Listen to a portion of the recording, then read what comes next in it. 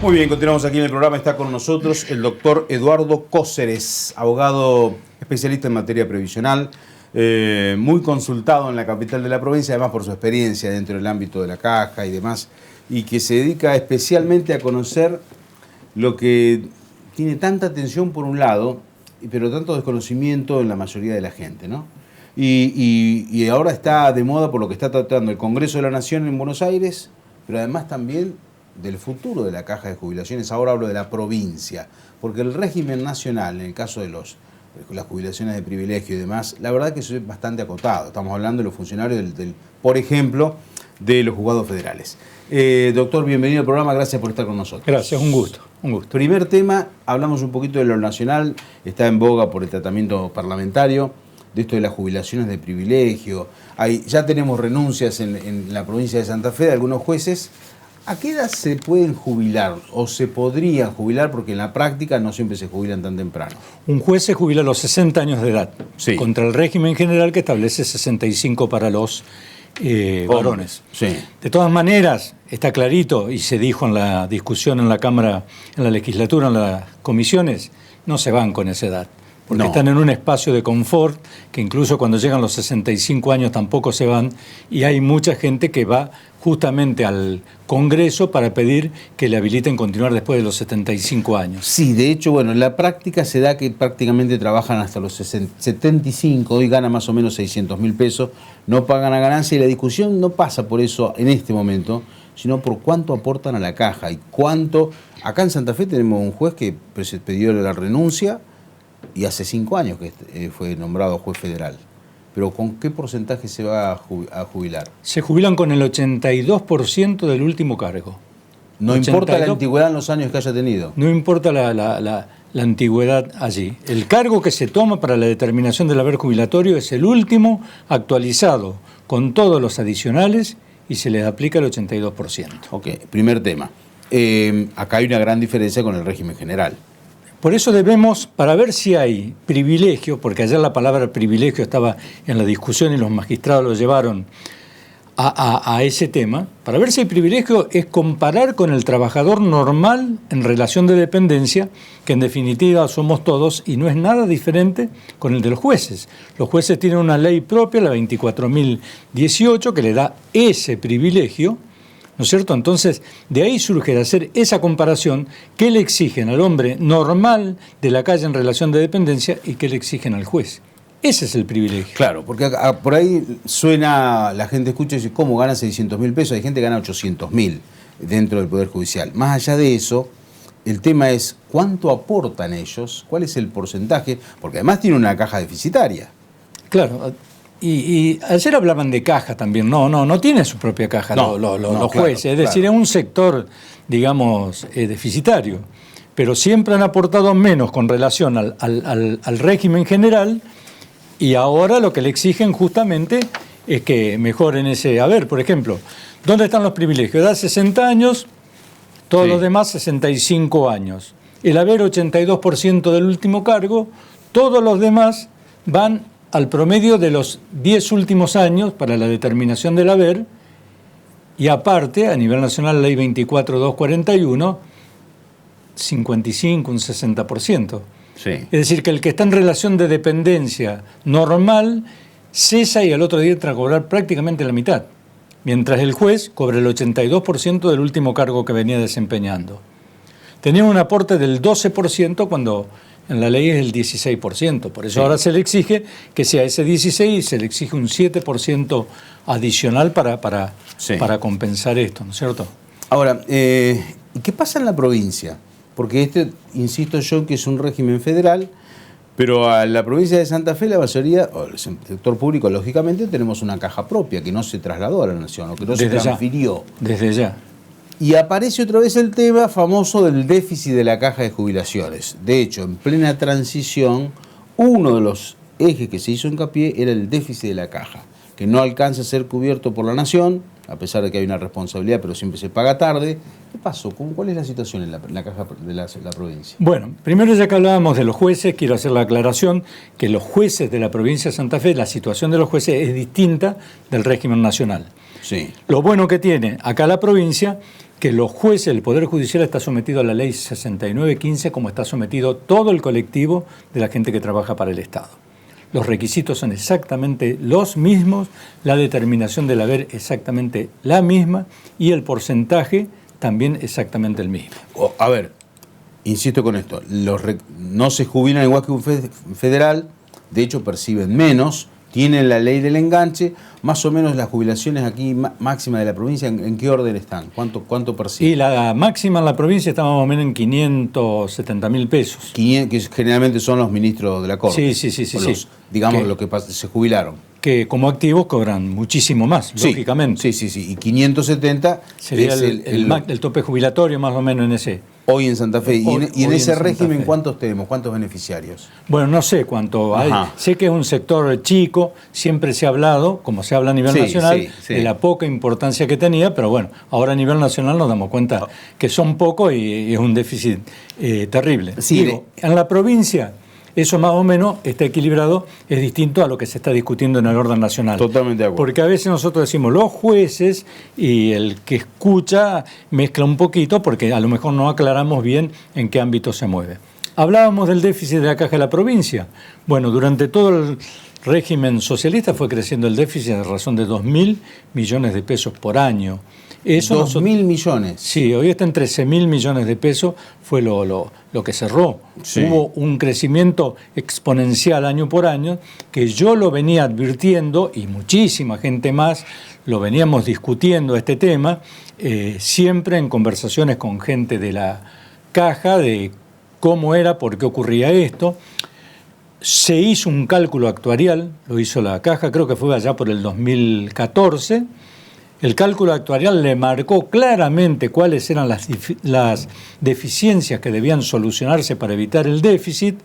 La Caja tenía una comisión que se reunía con los gremios, con los jubilados, con los políticos, con todos, analizaron el cálculo actuarial y los gremios le dijeron, ese es un problema del gobierno, nosotros no vamos a hacer ningún tipo de modificación en los derechos adquiridos que tenemos. Estaba el sector docente, que fue muy beneficiado con derechos que después aumentaron el déficit de la Caja, y los demás sectores políticos.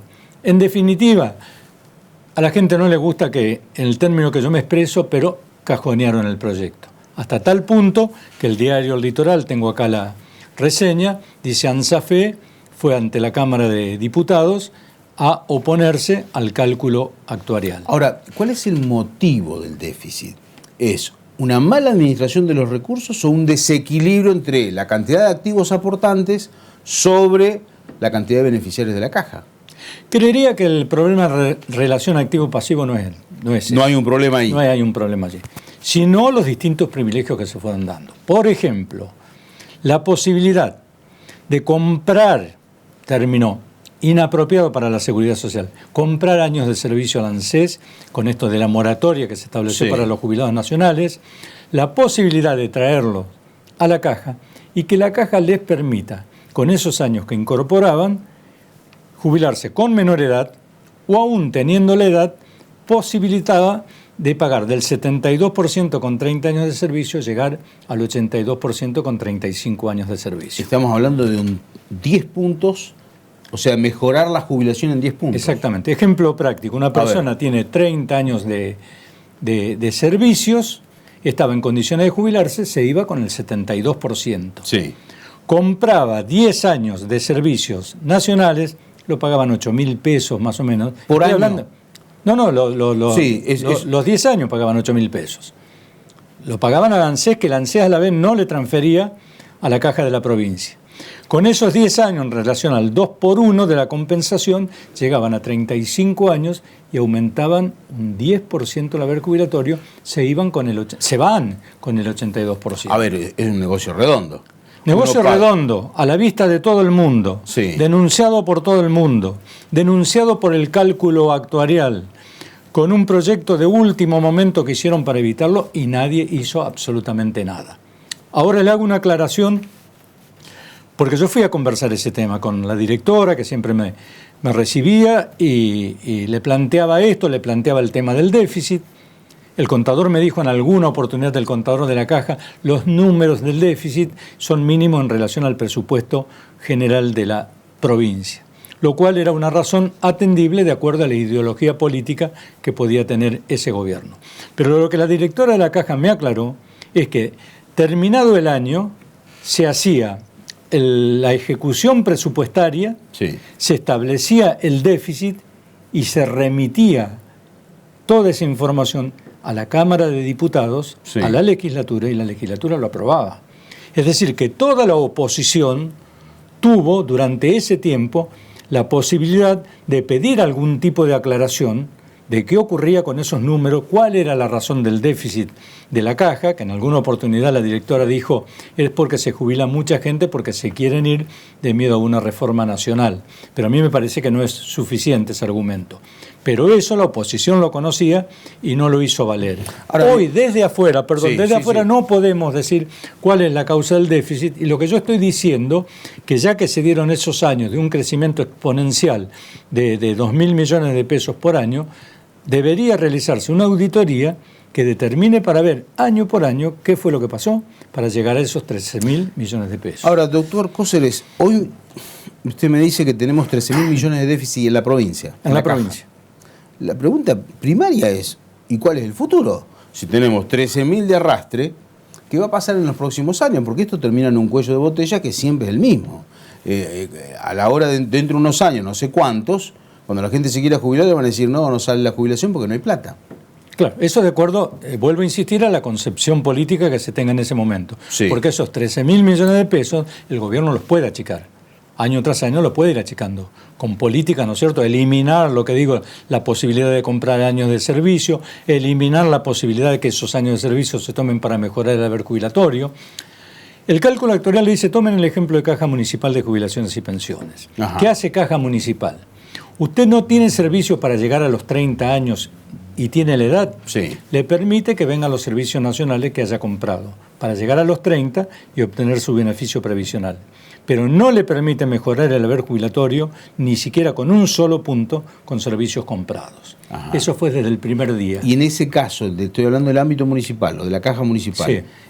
¿la ANSES le gira esos fondos? No. También se lo queda la ANSES eso. Eso se lo queda Lo la reconoce, ANSES. pero no lo gira. Acá no hay transferencia de aporte, hace muchísimos años que no hay transferencia de aporte. Tendrían que venir los aportes transferidos, no solo por la compra de servicios, sino por los servicios prestados en la Nación. Acá se jubila una persona con 20 años provinciales y 10 de la Nación, los 10 de la Nación no entran, hacen unas cuentitas tipo libreta, que también nosotros venimos discutiendo en congresos. A mí me tocó muchísimo hablar sobre el tema de reciprocidad jubilatoria, pero como que todos estaban contentos de cómo funcionaba el sistema. Ahora bien, si se ajusta en esos temitas que nosotros tenemos allí un poco en claro, el déficit se va a ir achicando. Se fue muchísima gente, es verdad, y tuvo la suerte de aprovechar esto. Entonces ahora lo que cesen de aquí en adelante van a ser mucho menos y se puede equilibrar el sistema. Se puede ir equilibrando el sistema. Le aprovecho para preguntarle por un tema que ya hay demandas colectivas presentadas en Buenos Aires y demás, que tiene que ver con la movilidad jubilatoria y la forma de actualización de los saberes de las jubilaciones nacionales. Acá en Santa Fe, en la provincia, por lo que ha visto, y además porque se dedica a eso, qué es lo que está? ¿Hay acciones, ya hay presentaciones con respecto a esta decisión del gobierno de achatar, digamos, las jubilaciones o no respetar el régimen que estaban? Estamos hablando del régimen nacional. Sí, el régimen nacional. Desde ya. A nivel nacional ya sabemos que hay un amparo colectivo presentado por la Defensoría de la Tercera Edad con fundamento suficiente como para que los jueces le hagan lugar. Porque tenemos, 160 y algo de años de Constitución Nacional. Sí. Tenemos fallos, tenemos doctrina, jurisprudencia, tenemos todo que ha hecho un crecimiento de la seguridad social que no puede ser abandonado por ningún funcionario por la razón que quiera hacerlo, como ocurrió con este régimen de movilidad.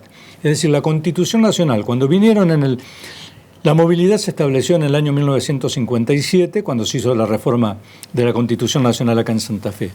En el año 94 se incorporaron derechos, ¿no es cierto?, que daban la posibilidad de que no haya ningún tipo de retroceso en lo que se había conquistado. Incluso en el artículo 67, creo que es el inciso 23, le impone la obligación al Congreso de dictar normas positivas en favor de la ancianidad y de la niñez. Es decir, nada puede regresar, no puede haber un regresismo, y lo que se ha hecho con esta suspensión de la movilidad es exactamente esto.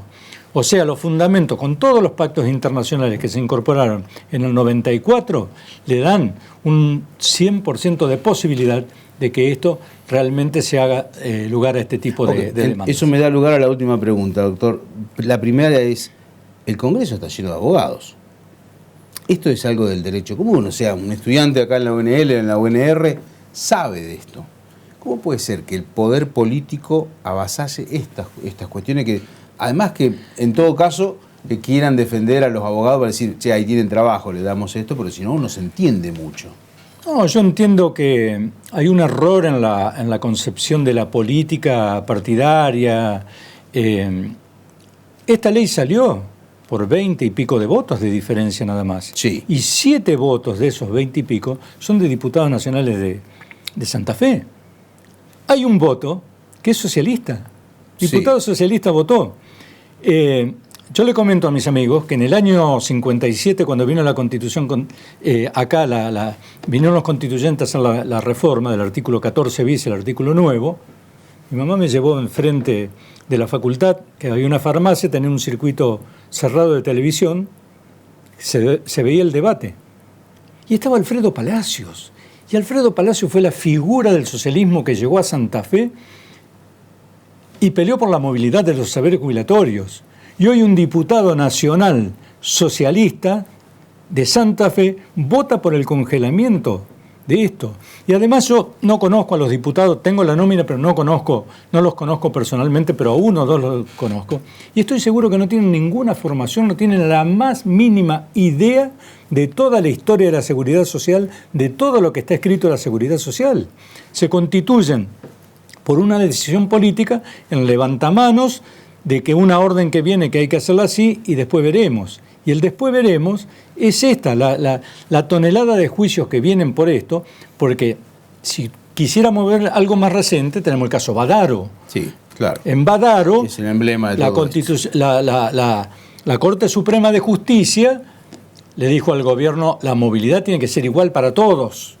Y acá hicieron ahora, con la suspensión, con el decreto este que dictó el Poder Ejecutivo, una movilidad sectorial en la cual únicamente favorece al primer sector, los jubilados de 14.090 pesos, y todos los demás tuvieron que resignar el derecho adquirido que tenían al 11,96%, que ya estaba fijado, y al del junio, que también está fijado. Es decir, estamos negando derechos adquiridos al reajuste que además la Corte Suprema de Justicia ya ha hecho lugar a esos reclamos.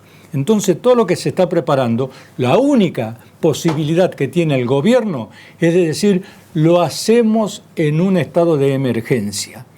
Pero nótese que en la emergencia no entraban los privilegios, no entraban los jueces de 770.000 pesos, tuvieron que incorporarlos ahora, no entra el sector docente nacional, que también tiene una serie de privilegios, y no entran otra serie de privilegios. Entonces no estamos directamente en una emergencia, sino en un ajuste, en un terrible ajuste para el sector más desprotegido, más vulnerable, que es el de los jubilados. Doctor, muchísimas gracias por estar con nosotros. Un gusto haber estado.